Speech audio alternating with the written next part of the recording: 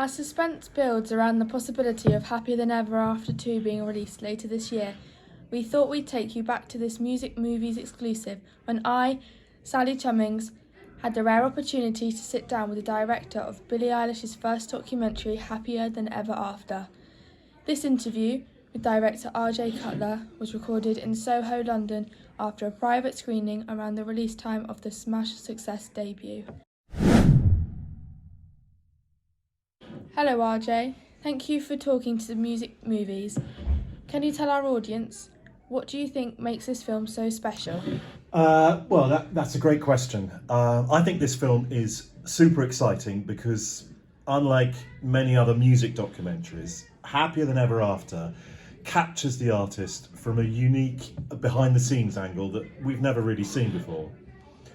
I think that with such a huge fan base, I mean, she must have, 100 million followers on Instagram by now? Billie puts an immense pressure on herself to perform to her best ability and to deliver a great show to her fans. But all they see is the final product. So I think what's so great about this doc is that it breaks down the barriers between the artist and the fans, because we present them with such a range of footage. I mean, it all starts right back in the boardroom when the very first ideas about dates and venues were mentioned. But then, during rehearsal footage, we see a glimpse of the choreographic approach to the show and how Billie copes with the demands on both her voice and her body. And then there's show day, which is of course highly charged and something the fans are familiar with already.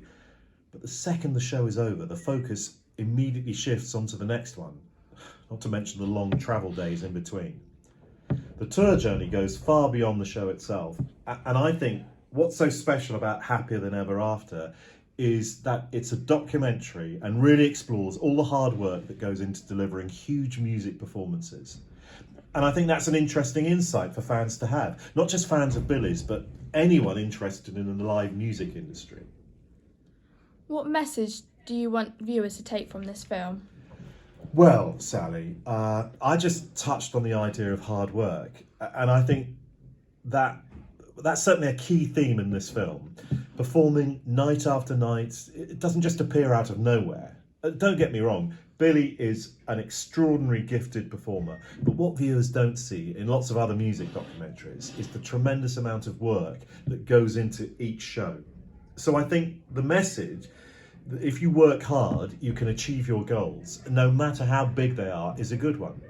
She's an inspiration to millions.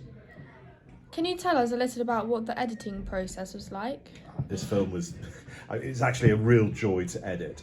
It was different to lots of films I've made before, as in this case, we almost had excess footage.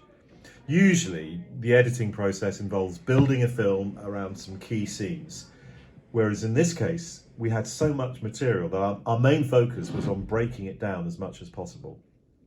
Our first cut was 27 hours long, and from that, it was up to the editors to reduce that down to 1 hour and 45 minutes for viewers on Apple TV.